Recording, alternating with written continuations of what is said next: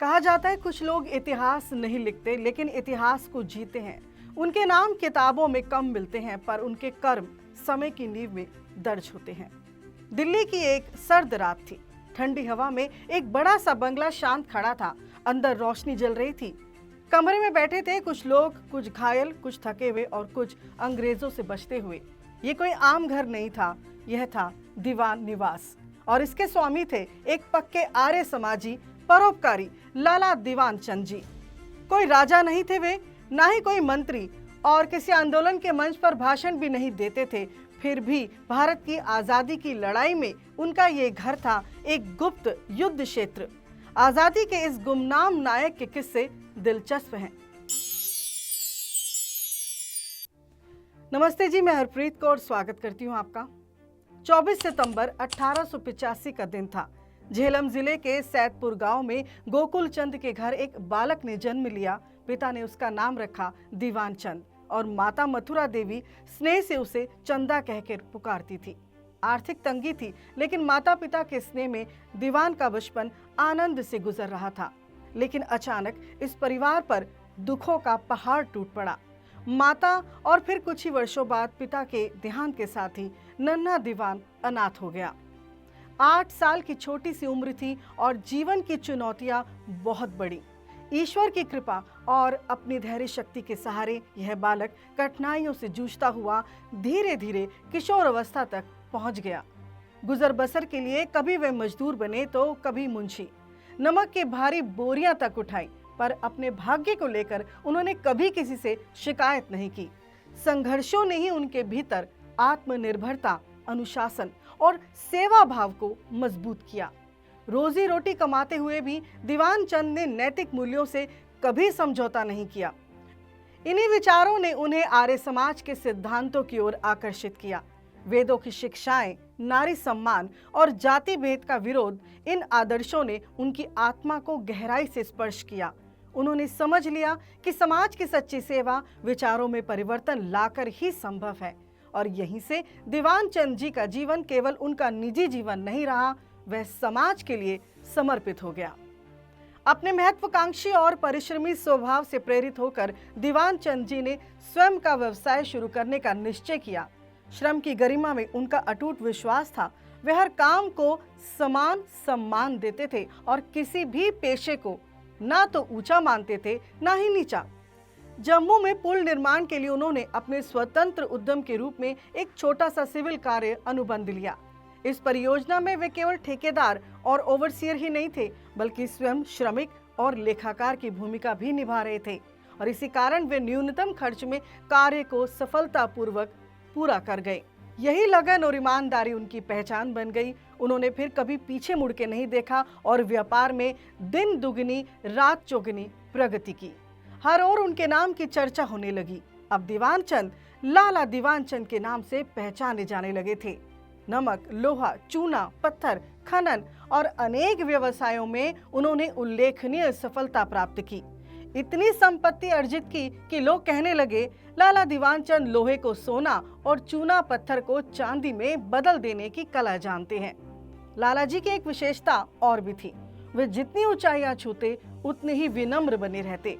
उनके कदम सदैव जमीन पर टिके रहे और आदर्शों, मूल्यों के साथ समाज सेवा किए बिना मानो उन्हें चैन ही नहीं मिलता था। उन्होंने स्पष्ट समझ लिया था कि शिक्षा, समानता और सत्य के बिना समाज की उन्नति संभव नहीं। और इसी विश्वास के कारण वे आजीवन आर्य समाज के सिद्धांतों के प्रति समर्पित रहे। उन्होंने अंधविश्वास, जातिवाद और अस्पृश्यता के विरुद्ध खुलकर आवाज उठाई और सक्रिय कार्य किए। दलितों, वंचितों और उपेक्षित वर्गों के लिए वे केवल सहायक ही नहीं बल्कि एक सच्चे संरक्षक बनकर खड़े रहे।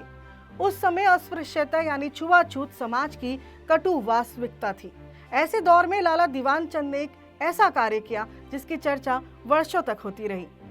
उन्होंने दलित समाज के 5 व्यक्तियों के जूते स्वयं अपने हाथों से उतारे, उन्हें आदरता पूर्वक भोजन परोसा और फिर स्वयं पत्तल पर उनके साथ बैठकर भोजन भी किया। यह किसी प्रचार, प्रसिद्धि या तालियों के लिए नहीं था, यह उनके सिद्धांतों की सजीव अभिव्यक्ति थी।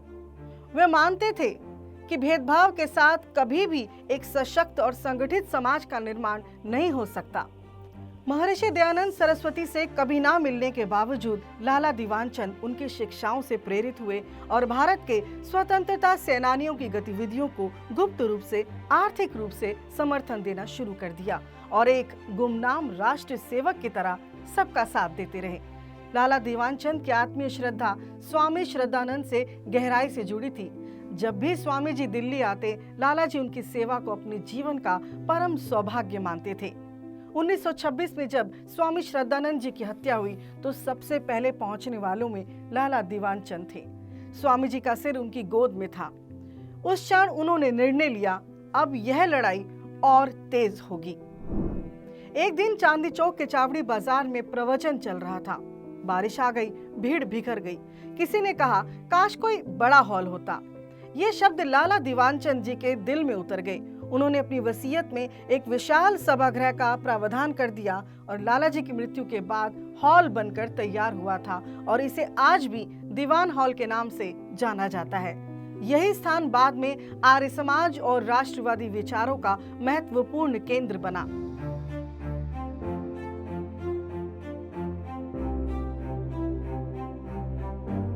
साल था 1930, 4 फरवरी का दिन। लाला दीवानचंद पंजाब दौरे पर थे। तेज बुखार ने उन्हें बीमार कर दिया और वे इस संसार को सदा के लिए अलविदा कह गए और पीछे छोड़ गए सिद्धांत, दृष्टि और प्रेरणा।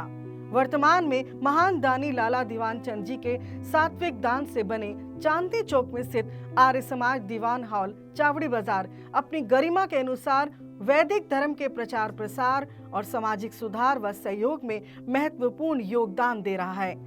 इसके अतिरिक्त आज भी लाला जी को समर्पित लाला दीवानचंद ट्रस्ट शिक्षा, स्वास्थ्य, खेलकूद, साहित्य और सांस्कृतिक आदि क्षेत्रों में अनेक जन कल्याणकारी परियोजनाएं संचालित कर रहा है। धर्मार्थ अस्पताल, विद्यालय और गुरुकुल के माध्यम से जरूरतमंदों को निःशुल्क सुविधाएं प्रदान की जा रही हैं। इन सेवाओं का लाभ उठाती लाखों आशावान निगाहों में इस ट्रस्ट के माध्यम से लाला जी के सपने निरंतर साकार हो रहे हैं। लाला दीवानचंद जी का जीवन हमें सिखाता है, धन से बड़ा चरित्र होता है, पद से बड़ा परोपकार और नाम से बड़ा कर्म। वे आज हमारे बीच नहीं हैं, पर उनके विचार आज भी जीवित हैं। लाला दीवानचंद जी को आर्य जगत शत शत नमन करता है।